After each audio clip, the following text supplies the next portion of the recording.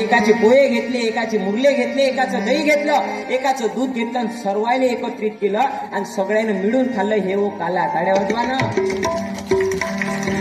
क्या ओ काला. आणि आजची परिस्थिती पाहिली तर आज लोक धर्माच्या नावावर भांडत आहे, पंथाच्या नावावर भांडत आहे. कोणी म्हणते माया धर्म मोठा, कोणी म्हणते माया धर्म मोठा, लोक म्हणते हिंदू खतरे में है, मुसलमान धोके में. पण मी सांगतो का हिंदू खतरे में नाही, मुसलमान धोक्यात नाही, कोणीच काही नाही.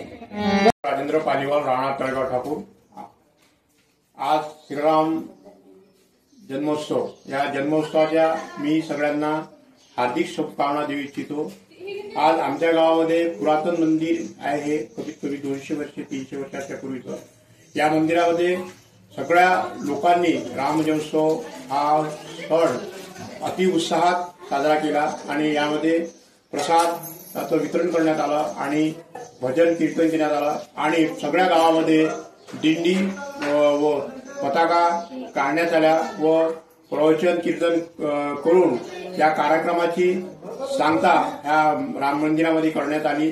आणि या अतिउत्साह याचा होता की अयोध्येमध्ये जे राम मंदिर 500 वर्षानंतर बनलं, त्याच्यामुळे आजच्या या राम जन्मोत्सवामध्ये त्याचा उत्साह लोकांमध्ये द्विगुणित दिसून आला आणि त्याचा ते मंदिर झाल्यामुळं लोक अति उत्साहित होऊन रामाचा जन्मोत्सव हा फार चांगल्या प्रमाणे लोकांनी मनवला.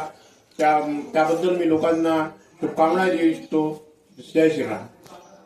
एकाचे पोहे घेतले, एकाचे मुरले घेतले, एकाचं दही घेतलं, एकाचं दूध घेतलं आणि सर्वांनी एकत्रित केलं आणि सगळ्यांनी मिळून खाल्लं. हे ओ काला, ताड्या वाजवा ना. क्या ओ काला. आणि आजची परिस्थिती पाहिली तर आज लोक धर्माच्या नावावर भांडत आहे, पंथाच्या नावावर भांडत आहे. कोणी म्हणते माया धर्म मोठा, कोणी म्हणते माया धर्म मोठा, लोक म्हणते हिंदू खतरे में है, मुसलमान धोके में. पण मी सांगतो का हिंदू खतरे में नाही, मुसलमान धोक्यात नाही, कोणीच काही नाही.